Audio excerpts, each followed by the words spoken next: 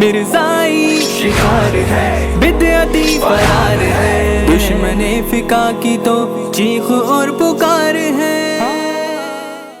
عقیدہ توحید اور عقیدہ رسالت کے ٹکر کا عقیدہ ہے عقیدہ ختم نبوت۔ اس جملے پر دھیان دیں آپ کہ عقیدہ توحید لا الہ الا اللہ اور عقیدہ رسالت محمد الرسول اللہ، اسی ٹکر کا عقیدہ ہے عقیدہ ختم نبوت کے نبی آخری نبی ہے، یہ بھی عقیدہ ہے۔ اس عقیدے میں اگر رکھنا پڑ گیا یا اس عقیدے میں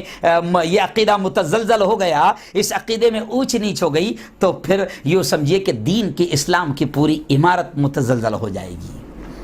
اس لیے عقیدہ ختم نبوت کا پرچار پرسار اور پروگرام کرنا اور لوگوں تک اس پیغام کو پہنچانا یہ بہت اہم ضروری ہے۔ اور میں یہ بھی کہہ دوں آپ کو کہ یہ پروگرام کوئی قادیانیوں کے خلاف ہو رہا ہے، انہی کو ٹارگٹ کر کے ہو رہا ہے، نہیں، بنیادیں نہیں ہیں، بلکہ قادیانی یہ تو ابھی کا ناپاک نطفہ ہے۔ لیکن عقیدہ ختم نبوت کی حفاظت جب سے نبی آئے ہیں 1500 سال سے اس عقیدے کی حفاظت ہو رہی ہے اور ہونی چاہیے اور محنت کرنی چاہیے، اور امت تک یہ پیغام جانا چاہیے کہ نبی آخر الزمان محمد مصطفیٰ صلی اللہ علیہ وسلم، اور یہ شرف جو نبی کو ملا ہے، چاہے وہ انبیاء کی امامت کا شرف یہ محمد مصطفیٰ کو ملا ہے، عرش پر جانے کا شرف یہ محمد مصطفیٰ کو ملا ہے۔ اس لیے میں نے شروع میں شعر کہا کہ میرے مصطفیٰ کا ہمسر نہ ہوا نہ ہے نہ ہوگا، کوئی اور ان سے بہتر نہ ہوا نہ ہے نہ ہوگا، ہے میرا یقین کامل کہ حضور کے علاوہ، جی ہاں، جو کچھ ہم کو حضور سے ملا ہے، جو محمد مصطفیٰ سے ملا ہے، وہ کبھی کسی سے نہیں ملا ہے۔ طفیل احمد مدنی صاحب کی یہ نعت ہے، آخر میں وہ شعر یہ کہتے ہیں کہ در مصطفیٰ سے ہم کو جو ہوا طفیل حاصل، کہیں اور سے میسر نہ ہوا نہ ہے نہ ہوگا۔ تو نبی کریم صلی اللہ علیہ وسلم سے جو کچھ ہمیں ملا ہے یہ ہماری دنیا اور آخرت کی نجات کے لیے کافی ہے، اور انہی تعلیمات میں نبی سے یہ تعلیمات بھی ملی ہے کہ وہ خاتم النبیین ہیں۔ جی ہاں، اب یہ نبی کریم صلی اللہ علیہ وسلم کے زمانے سے بھی جھوٹے نبی پیدا ہوئے تھے، اور قیامت تک اور 30 ایسے لوگ ظاہر ہوں گے جن کے بارے میں نبی پاک صلی اللہ علیہ وسلم نے کہا ہے۔ خیر یاد رکھیں اس بات کو، میں اور اہم بات آپ کو سمجھا دوں کہ ہم مسلمان ہیں، ہم مسلمان ہیں، اور کل قیامت کے دن اللہ کے دربار میں بلکہ نبی محترم صلی اللہ علیہ وسلم بھی اگر یہ سوال کریں کہ بتا میرے عقیدہ ختم نبوت پر کام کیا تھا کہ نہیں کیا تھا، لوگوں تک اس عقیدے کو پہنچایا تھا کہ نہیں پہنچایا تھا، دشمنان اسلام دشمنان رسول میرے دشمن اس عقیدے پر ڈاکہ ڈال رہے تھے، اور غلام احمد قادیانی کے پیروکار اس عقیدے کو ختم کرنے کی کوشش کر رہے تھے، اور بہاءاللہ کے پیروکار اس عقیدے پر ڈاکہ ڈال رہے تھے، اور پاکستان میں، ایران میں، تہران میں، انڈیا میں جھوٹے نبی پیدا ہو رہے تھے۔ تو تم نے اس پر کام کیا کہ نہیں کیا؟ امت کو یہ بتایا کہ نہیں بتایا کہ میں خاتم النبیون ہوں؟ تو بتاؤ ہم کیا جواب دیں گے؟ اور ہاں یہ سوال کیا جائے گا۔ تو الحمدللہ حتی المقدور علماء کرام محنت کر رہے ہیں کہ اس عقیدے کی حفاظت کی جائے، کوششیں کر رہے ہیں کہ اس عقیدے کی حفاظت کی جائے، اور میں بھی یہ جو بیان کر رہا ہوں اسی عقیدے کی حفاظت کی ایک کڑی ہے۔ میں بھی اپنے لیے سعادت اور خوش نصیبی سمجھ رہا ہوں، بلکہ میں تحفظ دین میڈیا کا شکریہ ادا کرتا ہوں کہ انہوں نے مجھے اس عنوان پر بولنے کا موقع دیا تاکہ میں بھی اس عقیدے کے تعلق سے لوگوں تک پیغام پہنچا سکوں۔ جی ہاں، اور ایک اور حدیث سن لیجئے کہ آپ صلی اللہ علیہ وسلم نے یہ بھی فرمایا کہ اذا ظہرت الفتن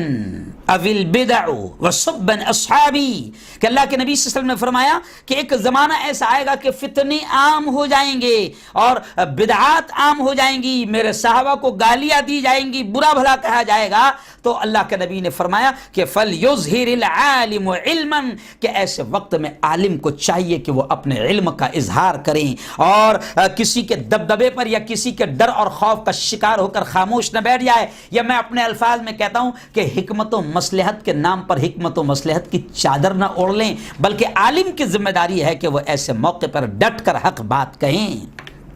اور اللہ کے نبی صلی اللہ علیہ وسلم نے یہ بھی اشارہ کر دیا کہ جو عالم ہیں فمن لم يفعل ذلك، عالم ایسا کام نہ کریں، یعنی عقیدے کی حفاظت اور عقیدے کی محنت نہ کریں، تو پھر یہ بھی فرمایا کہ علیہ لعنت اللہ والملائکہ والناس اجمعین، کہ ایسے عالم پر اللہ کی بھی لعنت ہے، اس کے فرشتوں کی بھی لعنت ہے، اور تمام انسانوں کی لعنت ہے جو اپنی صلاحیت کا ایسے وقت میں استعمال نہ کرے، بلکہ یہ بھی کہا کہ ایسے شخص کی نہ فرض قبول ہوگی نہ نفل قبول ہوگی۔ تو میں تو سمجھتا ہوں کہ ہم اسی لیے یہ کام کر رہے ہیں کہ اللہ ہماری فرض بھی قبول کرے، ہماری نفل بھی قبول کرے۔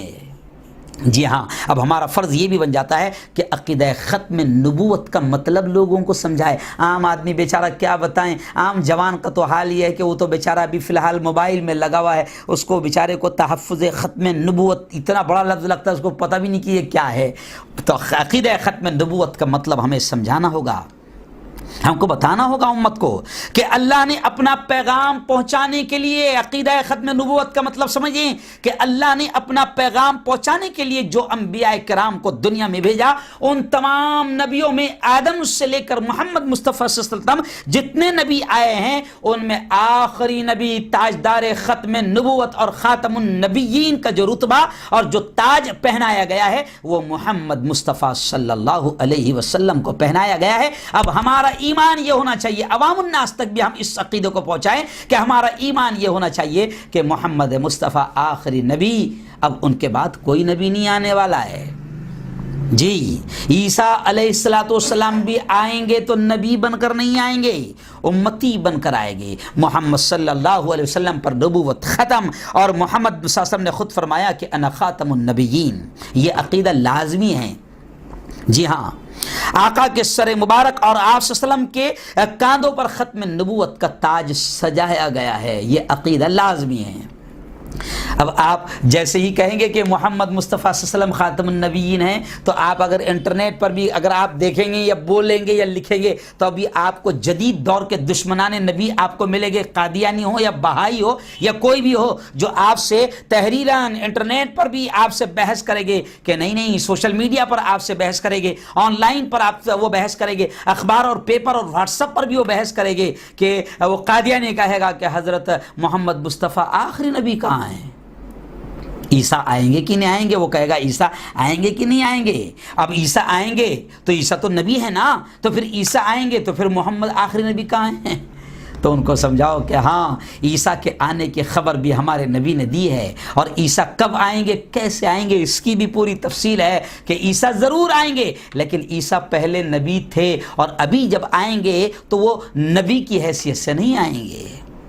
جی ہاں، تحفظ